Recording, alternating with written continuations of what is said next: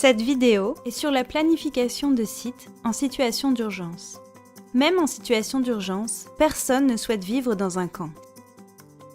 S'ils avaient le choix, les personnes déplacées préféreraient rester avec leurs proches, louer un logement temporaire ou retourner chez eux et reconstruire leur maison.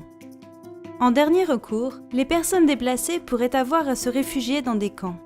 Ces camps doivent être planifiés correctement pour leur permettre de vivre dans des conditions saines, sûres, préservant leur intimité et leur dignité. Il est essentiel de faire appel à un planificateur de site expérimenté aussi vite que possible et de former une équipe pour aider à la sélection du site où le camp doit être installé. L'équipe doit être composée d'experts de différents secteurs, des autorités compétentes, de membres de la communauté hôte et de représentants des personnes déplacées. La première tâche du planificateur est d'estimer le nombre de personnes à abriter et de s'assurer que l'espace disponible est suffisamment grand pour les accueillir. Chaque membre de l'équipe apportera des perspectives essentielles à la planification. Parfois, les camps sont construits sur des nouveaux sites, mais souvent, il s'agit de transformer un site où des personnes se sont déjà installées de manière spontanée. Une fois que le site a été sélectionné, les éléments suivants seront essentiels pour la création d'un environnement plus protecteur. S'assurer que le site est protégé des risques d'inondation, d'incendie ou d'autres menaces. S'assurer que toutes les personnes ont un accès sûr aux points d'eau, aux installations sanitaires et d'hygiène, de jour comme de nuit. Et, c'est essentiel, éviter les situations de surpopulation, pas seulement à l'échelle du camp dans son ensemble, mais aussi dans les zones d'habitation, surtout si elles sont très peuplées.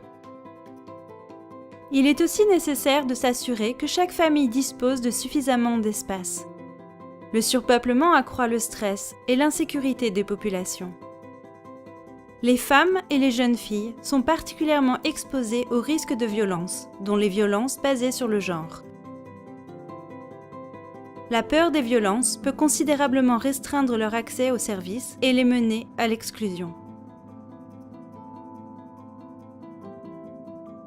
Assurez-vous que les personnes de votre équipe savent comment réagir s'ils sont confrontés à une personne qui a subi des violences basées sur le genre et sont capables de la mettre en contact avec les services d'aide spécialisés. Votre équipe doit suivre le code de conduite de votre organisation. L'exploitation et les abus sexuels sont strictement interdits.